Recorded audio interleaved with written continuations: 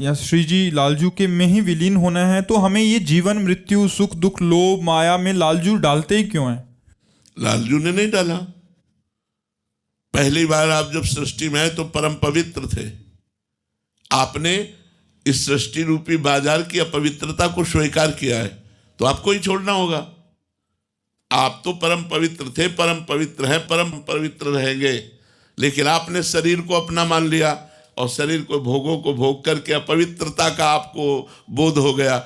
नहीं, आप आत्मा स्वरूप से आज भी पवित्र हैं। आत्मा कभी अपवित्र नहीं होती, पर आप अपने को आत्मा ना मानकर, भगवद अंश ना मानकर स्त्री मानती हैं, पुरुष मानती हैं, मूर्ख मानती हैं, विद्वान मानती हैं, पापी मानती हैं, पुण्यात्मा मानती हैं। उसी का भोग भोगना होता है। भगवान ने नहीं फंसाया। सही पूछो, बिल्कुल भगवान ने नहीं फंसाया, हम फंस गए हैं। माइक को हम पकड़े हैं या माइक ने हमको पकड़ लिया? हमने माइक को पकड़ा है। आप देखो, आपको कौन पकड़े? आप पकड़े हो।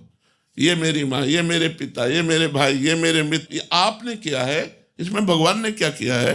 भगवान ने तो आपको सुंदर बुद्धि दे दी, भगवान ने आपको सुंदर शरीर दे दिया, भगवान स्वयं अंश रूप से आपके हृदय में विराजमान है। भगवान ने सुंदर भूमि दे दी, आकाश दे दिया, वायु दे दी, जल दे दिया, सूर्य दिया, चंद्र दिया। कितनी सुविधा दी हमको भगवान ने। भगवान ने हमको कहाँ फंसाया? भगवान ने हमको कब कष्ट दिया? हम कष्ट करने वाले आचरण जो हमें कष्ट परिणाम में दे, वो आचरण हम कर रहे हैं। हम परेशानियां मोल ले रहे हैं, हमने गंदगी बटोरी है, तो फिर हम ही को छुटाना पड़ेगा।